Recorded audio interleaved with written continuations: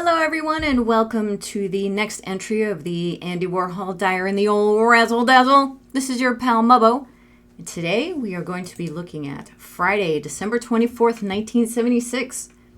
Before we jump into the diary, I have a couple of housekeeping issues we need to discuss. First one, as always, I do a PFA, that is a plea for assistance, regarding my uncle's murder in 2011. His name was Charles Pancheri, and he lived in Elizabeth, New Jersey. Sometime during the night or early morning of October 4th, 2011, a person or persons broke into his home and killed him, leaving him dead on the floor from stab wounds. My uncle was in his 70s, and he kept to himself. To date, there has been no leads, and it is a cold case. If you have any information, no matter how trivial, anything at all, one thing I always say, this B&E was kind of, they're thinking maybe a robbery gone wrong. So around 2011, in the fall, if you have a friend who normally doesn't have money, and then all of a sudden they show up with money and they start spending and buying things for other people, that might be all that the police need to start looking at that person for some kind of lead in this case. If you have any information, please call the Union County Crime Stoppers at 908-654-TIPS. That's 908-654-TIPS, or go to their website at www.uctip.org. www.uctip, so that's unioncountytip.org. And thank you very much for your cooperation and assistance. The next thing, if you want to read along at home, you can go to the Andy Warhol virtual diary online. You just search out this website, Andy Warhol diary or virtual diary. This website doesn't always work, so you could just do a regular Google search. And when you get to this homepage, you just want to go here to the full text and pull up today's date. We're looking at Friday, December 24th, 1976. We're looking at another party, this time at Fred Hughes' place. Of course, Fred Hughes, a.k.a. Mr. Best Dressed, was Andy's business assistant, and he was the publisher of Interview. Jed Johnson, Andy's partner, who's right here, accompanied Andy to 1342 Lexington. Now, we've been at this property before, as I remember these certain hardwood floors, and if you're looking at the map, the townhome is right here, and it's going to be this one. So 1342, you can see it by the awning, so it's up on these floors. And here's some pictures of inside. This location used to be one of Andy's studios, and the floor color was thought to be from Andy's paint drippings, and they were absorbed into the wood. And from what I see, it's currently on the market for $6,950,000. So, if you got a couple of spare dollars, you can pick up this very, very nice place. And you can read about it right here, the whole write-up. And here's a close-up of the floors. So this is actually Andy's studio paint. So they were very smart in this regard to not refinish the floors, because it really should be considered like a historic home. Back at the party, Jed Johnson's twin brother Jay, which is right here, and their sister Susan, who we'll meet in a minute, picked up Andy and Jed to bring them to the party. Jay Johnson was also part of the Warhol entourage and starred in films and became a model.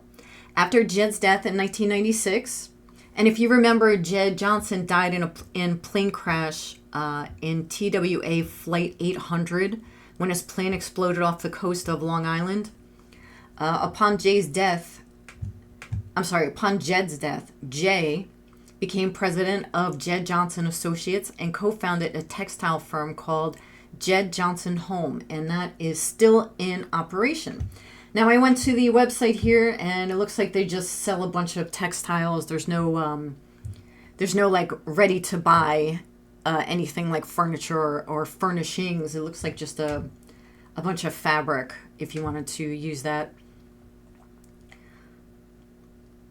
Jay and Jed's sister Susan, who's right here, was also in the Warhol circle, and she worked as a production manager on the 1977 movie Bad, which was directed by Jed.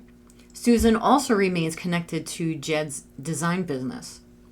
Now, back at the party, Fred invited Carroll Baker, and Carroll came to the party with her daughter, Blanche. This is Carroll Baker right here, a retired American actress, and she's still out doing what she do.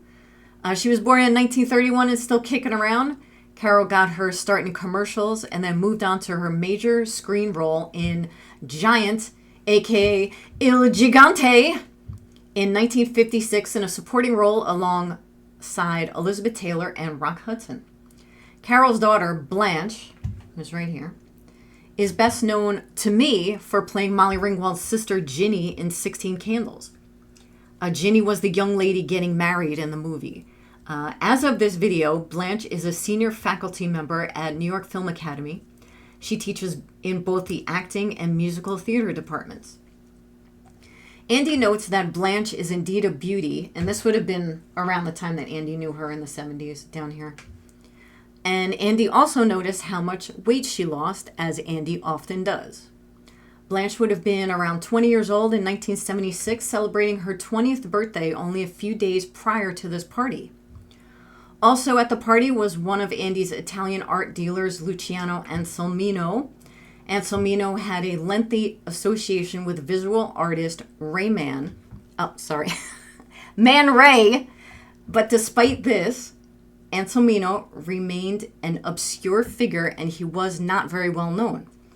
Anselmino commissioned the Ladies and Gentlemen series from Andy in May 1974 and 1975.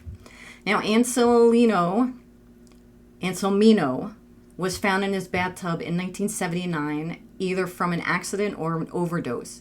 He had few friendships, so all of his personal papers and documents were given to the Milan State Archives after his death. And this is the Ladies and Gentlemen portfolio, and you can read all about this portfolio right down here through this link. And while you're here, you can also visit the gift shop, where you can buy some Marilyns or Liz Taylor for $300 as opposed to a Marilyn for $2,000. And also a gold Andy statue, some bananas, and some neon Brillo pads and soups, if you have some extra spare change kicking around. Back in the diary, also at this party was Kris Makos, or Makos, a cute photographer, in Andy's opinion. Kristoffer moved to New York after high school and met Man Ray and learned his methods. Makos met Andy in 1976 through his friend Dotson Rader, who was also at this Christmas party, and we'll talk about him in a few minutes. Kristoffer was invited to visit the factory after biographer Bob Colacello, who wrote the absolutely fantastic book, Holy Terror, which we've talked about. Bob met Kristoffer at a gallery showing at Andy's request. Andy couldn't make it, so he sent Bob in his stead, and Bob was very impressed by what he saw. Makos was one of the photographers to treat Andy as a model and took many modeling type photos of Andy, which I love this picture right here. This is such a good picture. And you can read all about Kristoffer taking Andy's pictures in this really good article right here.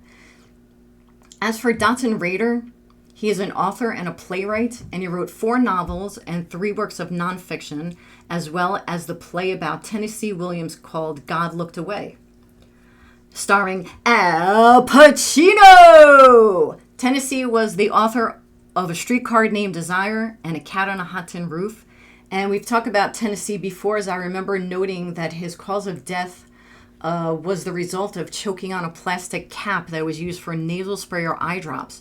The medical examiner's report later was amended to show that Williams' death was caused by an overdose of barbiturates, and Williams was using the cap to dump the pills into his mouth, and the cap was found in his mouth when investigators examined the scene.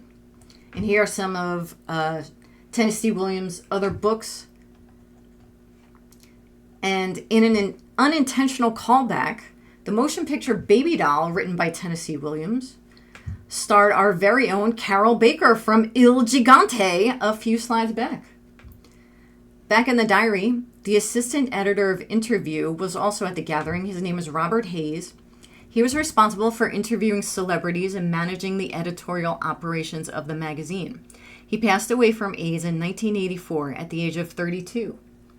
Mick Jagger came to the party and talked to Andy about his viewing of A Star is Born. And as we know from the last video, Andy didn't really like it and he preferred the Judy Garland version. I'm laughing at this picture of Sylvester Stallone. Mick Jagger was asked to consider playing the lead role that went to Kristofferson, and he was offered $1 million. Mick turned it down because he said he didn't want to play a has-been rock star, and he was very, very glad he didn't take the offer. Even though a lot of people say they didn't care for the movie, it made around $80 million in the USA on a budget of $6 million and was the second highest grossing film of 1976. The highest grossing film was Rocky, starring Sylvester Stallone. Now, just an FYI, my favorite movie, Rocky IV, where he goes to Russia and fights Ivan Drago. Back at the party, I guess we can still stay here. Back at the party, Mick was asking for some powdery party favors, and he got some from Anselmino. Fred's housekeeper, Hazel, made turkey and ham and Brussels sprouts.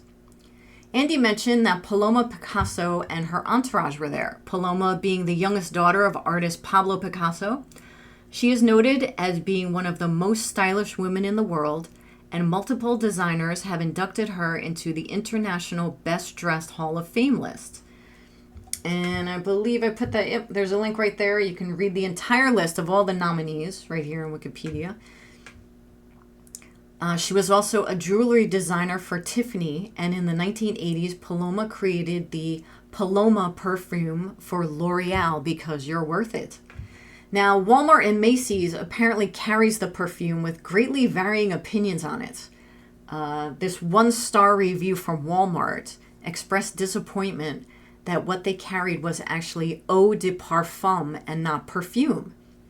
Perfume, compared to eau de parfum, perfume has the highest concentration of fragrant oils, ranging from 20% to 40%, whereas eau de parfum has a lower concentration of between 15 to 20%. So, yeah, you can't buy this at $33 and expect that it's going to be some high-end perfume. Like, what are you thinking? And there is a really good Interview magazine article right here of Andy Warhol interviewing Paloma. Andy Warhol was fascinated with Paloma, and he said that he never thinks of Picasso, he only thinks of Paloma Picasso.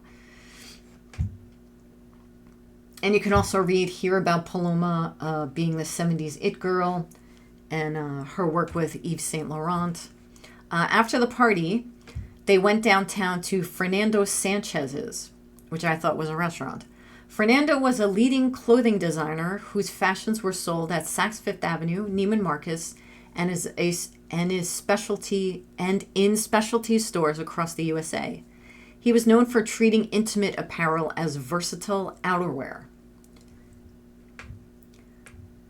In 2006, Fernando passed away due to complications from a sandfly bite he suffered 2 years prior at his vacation home in Morocco.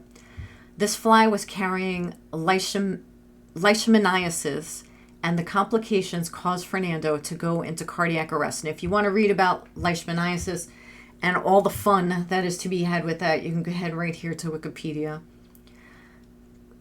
Designer Halston was at Fernando's place. We've already mentioned Halston a few times. No word if the barnacle Victor Hugo tagged along. We only hear about Halston.